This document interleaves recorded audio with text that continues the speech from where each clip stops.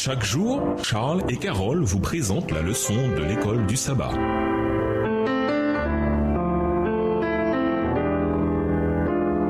Bienvenue dans votre émission. Dieu nous parle. Nous voilà à la leçon de jeudi, célibataire spirituel. Nathalie était mariée depuis 7 ans quand, sur l'invitation d'une amie, elle assista à une série d'évangélisation dans une église adventiste locale. Convaincue par ce qu'elle entendait, elle donna son cœur à Christ, passa par une expérience de nouvelle naissance et, malgré les farouches objections de son mari, de ses parents, de ses beaux-parents et même de sa voisine, Nathalie se joignit à l'église adventiste du 7e jour. Elle ajusta aussi autant que possible son mode de vie à sa nouvelle foi. Comme on peut l'imaginer, elle a dû affronter beaucoup de résistance. Son mari rendait les choses particulièrement difficiles, car il avançait, et à juste titre, ce n'était pas dans le contrat quand on s'est marié. Tu es une personne complètement différente et je veux que l'ancienne revienne. Depuis des années maintenant, elle lutte pour vivre une vie de foi. Bien que mariée, elle est ce que l'on pourrait appeler une célibataire spirituelle. Quelle parole encourageante trouve-t-on dans les versets suivants pour ceux qui se sentent peut-être célibataires spirituellement? Ésaïe 54, le verset 5,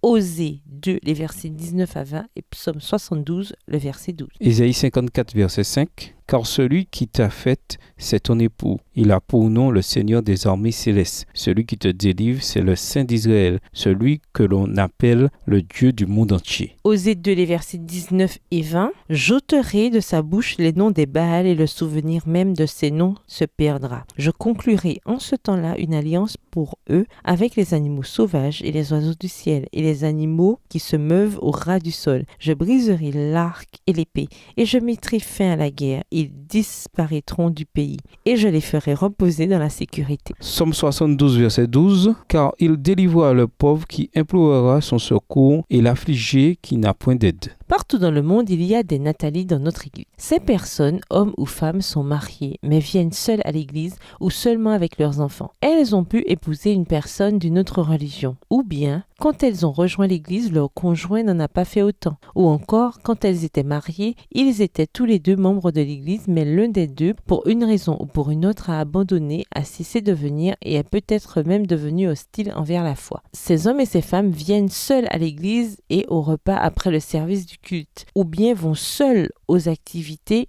d'évangélisation ou aux activités sociales de l'Église. Ils sont tristes quand ils ne peuvent pas contribuer financièrement au ministère de l'Église autant qu'ils le souhaiteraient, car leur conjoint n'est pas d'accord. Bien que mariés, ils se sentent peut-être spirituellement comme des veufs et des veuves. Nous avons probablement tous rencontré ces personnes dans l'Église et elles ont besoin de notre amour et de notre soutien. Que peut-on faire concrètement en tant que famille d'Église pour aider les célibataires spirituels qui sont parmi nous? Et nous vous laissons à cette question de réflexion. Dieu m'aurait-il oublié? Au revoir. Et à demain si Dieu veut.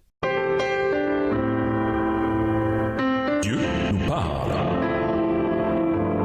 Chaque jour, Charles et Carole vous présentent la leçon de l'école du sabbat.